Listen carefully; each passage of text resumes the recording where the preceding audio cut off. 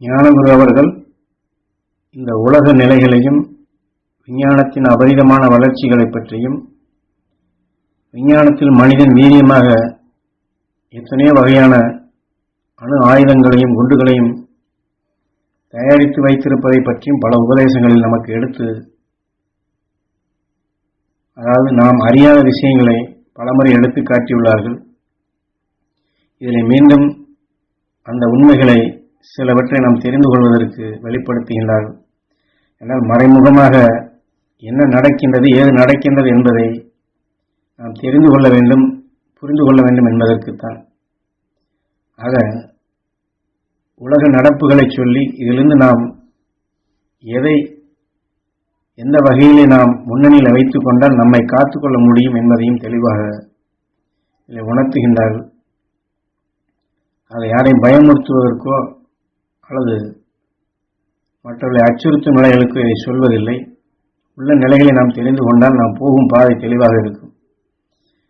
என்றால் அதைத்தான் முதலில் கேள்வியாக கேட்கின்றார். இன்றைய உலகத்தின் சூழ்நிலையில் நாம் எங்கே எந்த நிலையில் இருக்கிறோம் என்றால் மரணமாயில் தான் இருக்கின்றோம். சிலர் சொல்லலாம், உலகம் இன்னும் எத்தனை ஆண்டுகள் வாழும், நாம் சொத்துக்களை சேர்க்கலாம், சுகமாக வாழலாம், இதை அனுபவிக்கலாம், அதை செய்யலாம் என்று எண்ணலாம். ஆனால் இதையெல்லாம் ஈஸ்வரப்பற்றும் சரி, ஞானிகளும் சரி, நமது குருநாதரும் சரி, மறைக்கப்பட்ட உண்மைகள் என்ற பெயரில் இதையெல்லாம் வெளிப்படுத்தி நம் தலைக்கு மேல் கத்தி தொங்குவது போன்றும் எந்த நேரம் எது நடக்கும் என்று சொல்ல முடியாத ஒரு உலகத்திலே வாழ்கிறோம் என்றும் பலமுறை நமக்கு தெளிவு கொடுத்துள்ளார்கள். ஏனென்றால் இந்த பிரபஞ்சத்தைச் சேர்ந்த 27 நட்சத்திரங்களும் பிற மண்டலங்களிலிருந்து வருவதை கவர்ந்து தூசுகளாக, துகள்களாக, மின்னல்களாக, ஒளிக்கட்டைகளாக வருவதைத்தான் சூரியன் தன்னுடைய பாதரசத்தால் மோதி எலக்ட்ரிக்காக, அதாவது வெயில் என்று சொல்லுகின்றமே, பாதரசமாக மாற்றுகின்றது. அதனுடைய உணர்வில் வேறு ஏதாவது கொடுத்தோம் என்றால் அது எலக்ட்ரானிக்காக மாறுகின்றது. மாற்றினாலும் கூட இப்போ விஷத்தின்மை கொண்ட சில நட்சத்திரங்கள் உணர்வை பிரித்து அதை அடித்து மோதியவுடனே புதுவிதமான உணர்வாக விஷத்தன்மையாக மாறுகின்றது. அதான் நியூட்ரான் என்று சொல்வது. ஏன்னா இந்த நியூட்ரானை பற்றி விஞ்ஞான அறிவு கொண்டவர்களுக்கு நிச்சயம் தெரிந்திருக்கும். அது ஒரு கடுமையான விஷத்தன்மை. அது வேகமாக இயக்கும் ஆற்றல் பெற்றது, எதையுமே பிளந்து தள்ளக்கூடிய ஆற்றலும் பெற்றது, துரித கதியிலே அது இயக்கும் சக்தி பெற்றது. எந்த பொருளுக்குள்ளும் அது இணைந்த பின் எதிர்நிலையாகி புரோட்டான் முழுமை பெற்ற அந்த சக்திக்கே அது மாறுகிறது என்று விஞ்ஞானிகளும் சொல்லுகின்றார்கள். ஆனால் அந்த நியூட்ரான் என்பதை விஞ்ஞானிகள் கதிரியக்கங்களை வைத்துத்தான் பிரிக்கின்றார்கள். அந்த விஷத்தன்மையை அவர் வெளிப்படுத்தும் பொழுது சூரியனுடைய காந்த சக்தி அது கவர்ந்து அலைகளாக மாற்றி. என்றால் இன்று நாங்கள் பாதுகாப்பான முறையில் அணுகுண்டுகளை செய்கின்றோம், அணு ஆயுதங்களை செய்கின்றோம், நியூட்ரான் குண்டுகளை தயாரிக்கின்றோம், ரசாயன குண்டுகளை தயாரிக்கிறோம் என்று விஞ்ஞானிகள் சொல்லலாம். அது ஒவ்வொன்றிலிருந்து வெளிப்படக்கூடிய கசிவுகள், அந்த அலைகளை அவள் எங்கே எத்தகைய இடத்தில் வைத்து செய்தாலும் சரி, இந்த சூரியனுடைய காந்த சக்தி கவர்ந்து அலைகளாகத்தான் மாற்றும். இதிலிருந்து யாரும் தப்ப முடியாது, யாரும் மாற்றவும் முடியாது. நாம் சொல்லலாம் நாங்கள் பாதுகாப்பாக செய்கிறோம் என்று. ஆக அந்த அலைகள் உலகம் எங்கிலும் பூமியுடைய சுழற்சி வேகத்தில் அதுவும் பரவிக்கொண்டேதான் வருகின்றது. எந்த இடத்திலே அதிகமாக கசிவுகள் வெளிவருகின்றது அங்கே அதிகமாக பரவுகின்றது. ஆக அப்படிப்பட்ட இந்த நியூட்ரானை பிரித்து அவர்கள் செயல்படுத்தும் பொழுது அத்தகைய அணுகுண்டுகளை, அதாவது நியூட்ரான் குண்டுகளை அவர் வெடிக்கை செய்தால் உடல்கள் எல்லாம் அப்படியே இருக்கும், கட்டடங்களும் அப்படியே இருக்கும். ஆனால் மனிதனுடைய சிந்தனைகள் அனைத்துமே அழிந்துவிடும். இன்று உலகில் உள்ள பெரும்பகுதியானவர்களுக்கு மனிதனுடைய சிந்தனைகள் இழந்த நிலையில் தான் இன்று செயல்படுகின்றன. மனிதன் இருக்கின்றான், கட்டடம் இருக்கின்றது, ஆனால் சிந்தனைகள் மட்டும் மனிதனுக்கொத்த சிந்தனை இல்லாதபடி சிந்தனை இல்லாத நிலையிலேயே வாழ்ந்து கொண்டிருக்கின்றன. ஏன் செய்கின்றோம், எதற்கு செய்கின்றோம்? நம்மை நாம் காக்க வேண்டுமே, நம் மக்களை காக்க வேண்டுமே, நம் நாட்டை காக்க வேண்டுமே என்ற நிலை இல்லாதபடி தானும் அழிந்து மற்றவர்களையும் அழித்திடும் நிலையாக, தான் அழிந்தாலும் பரவாயில்லை மற்றவர் அழிய வேண்டும் என்ற மனித சிந்தனைகளே சிறுக சிறுக இழந்து, ஒரு விஷமான பொருளை நாம் சாப்பிட்டால் எப்படி சிந்தனை இழந்து சுழண்டு கொண்டிருப்போமோ அதுபோன்று இந்த மனிதர்கள் சுழண்டு கொண்டுள்ளது. யாரும் குறை சொல்வதற்கல்ல, இயற்கையுடைய நீதிகளைத்தான் ஞானகுரு இங்கே நமக்கு சுட்டி காட்டுகின்றார்கள்.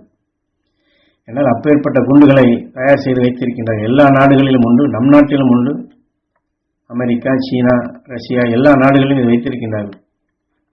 காரணம், ஒரு நாட்டிலே அவன் செய்து வைத்திருக்கிறான் என்றால் ஏன் நாம் இதை ஏன் செய்யக்கூடாது என்று இந்த ரகசியம் எல்லோருக்குள்ளும் வெளிவந்துவிட்டது சிறுக சிறுக. உலக மக்களை காப்பதற்கு இந்த விஞ்ஞானம் செயல்படவில்லை, அழிப்பதற்குத்தான் விஞ்ஞானம் வளர்ந்திருக்கின்றது.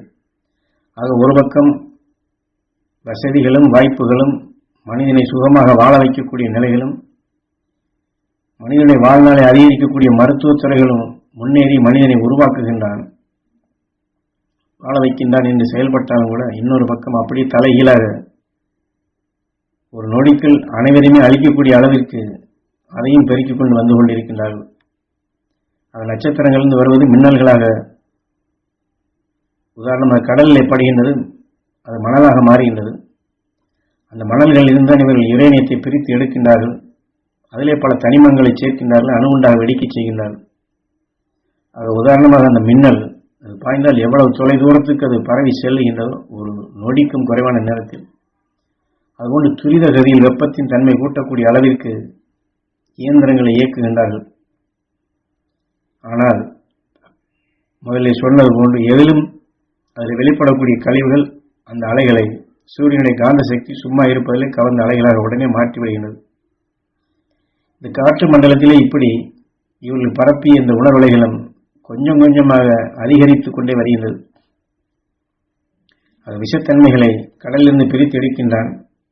அதனுடைய தரத்தை நுண்ணிய அளவிற்கு, ஏன்னா இந்த பத்திரிகையை படிப்பவர்களுக்கு தெரிந்திருக்கும், ஒரு நாட்டிலே தயாரித்த ஏவுகணையோ அல்லது விமானமோ அல்லது அணுகுண்டுகளோ இதை காட்டிலும் நாங்கள் அதையே தகர்க்கக்கூடிய அளவிற்கு புதிதாக நாங்கள் கண்டுபிடித்திருக்கிறோம் என்று இப்படி ஒவ்வொரு நாட்டிலும் இவன் கண்டுபிடித்ததை காட்டிலும் அவன் அதிகமாக கண்டுபிடித்து அதை அழித்து விட்டான், இவன் அழித்ததை அவன் அதை காட்டிலும் தரத்தை உயர்த்தி அழித்து விட்டான். இப்படி ஒவ்வொரு நாட்டுமே செயற்கைக்கோள்கள் என்ற நிலையில் ஒன்றை ஒன்று வேவு பார்த்து ஒருவனை காட்டிலும் ஒருவன் நுண்ணிய அளவில் அவன் நம்மை அழிப்பதற்குள் அவனை நாம் அழித்து விட வேண்டும் என்று கருவிகளையும் ஆயுதங்களையும் விஷ குண்டுகளையும் தயார் செய்து கொண்டே வருகின்றார்கள்.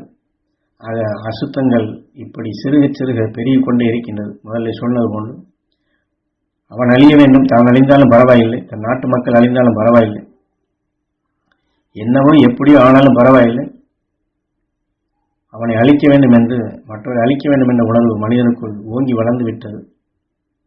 இதை எப்படி சுத்தப்படுத்துவதற்கு ஒரு வழி வேண்டும் அல்லவா? ஆக இத்தகைய தீமைகள், துன்பங்கள், துயரங்கள் இழிநிலையாக மனிதனையே அழித்திடும் சிந்தனையற்ற உணர்வுகளை நம்மையும் அது தாக்கிவிடாது, அந்த தீமைகள் நமக்குள் வளராது தடுக்க வேண்டும் என்றால் துருவ நட்சத்திரத்தினுடைய சக்தியை எடுத்து அந்த கழிவு நமக்குள் சேராது சுத்தப்படுத்தினால் ஒழிய நம்மை நாம் காக்க முடியாது. துருவ நட்சத்திரத்தின் ஆற்றல் எடுத்தால்தான் நாம் தப்ப முடியும். இது ஒரு வாரம் போய்கொண்டிருந்தாலும் இந்த விஷத்தன்மை கொண்ட நிலைகள் காற்று மண்டலத்திலே பரவி புது புது நோய்களும் எண்ணிலடங்காத நிலைகள். அன்றைய காலத்திலெல்லாம் நிமோனியா காய்ச்சல் என்று சொல்வார்கள், இதெல்லாம் கொசுக்கள் மூலமாக வந்தது. அதையெல்லாம் தாய்க்கெல்லாம் மனிதன் மரணம்தான். அதுபோன்று இன்றைக்கு எத்தனையோ பேர்களை வைத்து புதிதாக நோய்கள் வந்து கொண்டிருக்கின்றது. காரணம், இவன் எடுத்துக்கொண்ட விஷத்தின் தன்மை காற்றிலே பரவி மனிதனுடைய கழிவுகளும் மற்ற உணர்வுகள் சேர்க்கப்படும் போது விஷ அணுக்களாக விஷ பூச்சிகளாக வளர்ந்து கொண்டிருக்கின்றது. அதுபோன்று மனிதன் தன் உணவுக்கு என்று எத்தனையோ உயிரினங்களின் மாமிசங்களை சாப்பிடுகின்றார்கள். அது எந்த மாமிசமாக இருந்தாலும் அதற்குள்ளும் இந்த பூச்சிகள் குடைந்து மூளை வரை சென்று அந்த உயிரினங்களை கொன்று புசிக்கின்றது, அழிக்கின்றது. இப்படி மனிதனுக்குள் விளைந்த உணர்வு கொண்டு எத்தனையோ புதுவிதமான நோய்களும் காலப்போக்கிலே வளர்ந்து கொண்டே வருகின்றது. ஆக மொத்தம் நாம் காக்க வேண்டும் என்றால், நம்மை காக்கப்பட வேண்டும் என்றால், மக்களை காக்க வேண்டும் என்றால், நாட்டை காக்க வேண்டும் என்றால், உதாரணமாக ஒரு ரோஜா செடியை எடுத்துக்கொண்டால் அது தன் அருகிலே மற்ற தாவர இனங்களுடைய மனங்கள் வராதபடி தன் மனத்தின் வலுவால் தன்னை பாதுகாத்துக் கொள்கின்றது. இதைப்போல நாம் அனைவரும் ஒன்று சேர்ந்து அந்த துருவ நட்சத்திரத்தினுடைய நமக்குள் பெருக்கி இத்தகைய கழிவு, இத்தகைய நஞ்சு, இத்தகைய விஷத்தன்மையான உணர்வுகள் நமக்குள் வராதபடி, நாம் வாழும் பகுதியில் வராதபடி பாதுகாத்தே ஆக வேண்டும். அதிகாலையில் அந்த துருவ நட்சத்திரத்தின் பேரருளை நாங்கள் பெற வேண்டும் ஈஸ்வரா என்று விழித்தவுடன் நம் நினைவுகளை அங்கே செலுத்தி அதை எடுக்கும் ஒரு பழக்கம் வர வேண்டும். நம்மை காக்கும் சக்தியாக பெருக்க வேண்டும். ஏனென்றால் இவ்வளவு விஷத்தன்மை இந்த காற்று மண்டலத்திலே பெருகி இருந்தாலும் கூட அந்த துருவ நட்சத்திரத்துடைய அலைகளும் இந்த காற்றிலே தான் அந்த நல்ல சக்தி மிதிக்கின்றது. அதை நாம் நுகர பழக வேண்டும். அதை நுகர்ந்து எடுக்க பழக வேண்டும். அதை நுகர்ந்து எடுத்து உயிரான ஈசனிடம் வேண்டி நமக்குள் அந்த ஒளியான அணுக்களை பெருக்கி நம் உடலுக்குள் சக்தி வாய்ந்ததாக எண்ணிலடங்காத ஒளியான அணுக்களாக பெருக்கி நம் மூச்சலைகளை பாய்ச்சி இந்த பூமியும் சரி, நம் நாட்டையும் சரி, நம் குடும்பத்தையும் சரி, நம்மை சார்ந்தவர்களையும் சரி காக்கக்கூடிய சக்தியாக நாம் மிக மிக அடர்த்தியாக துருவ நட்சத்திரத்தின் உணர்வுகளை பரவச் செய்து கொண்டே இருக்க வேண்டும். ஆக மனிதனுடைய வாழ்க்கையில் நாம் செய்ய வேண்டிய தலையாய கடமை அதுதான். எனவே விண்ணிலை செலுத்தி உயிரான ஈசனிடம் வேண்டி துருவ நட்சத்திரத்தின் பேரருள் பேரொளி நாங்கள் பெற வேண்டும். எங்கள் ரத்தநாளங்களை கலக்க வேண்டும். எங்கள் உடல் இருக்கக்கூடிய ஜீவான்மா ஜீவனுக்கள் அனைத்தும் படர வேண்டும் என்று பிரார்த்தனை செய்துவிட்டு அந்த துருவ நட்சத்திரத்தினுடைய சக்தி எடுத்து இந்த பூமி முழுவதும் இந்த பூமி வாழ் மக்கள் அனைவரும் பெற வேண்டும் என்று இந்த காற்று மண்டலத்திலே துருவ நட்சத்திரத்தினுடைய அடர்த்தியை பெருக்க வேண்டியதே நம்முடைய தலையாய கடமையாகும்.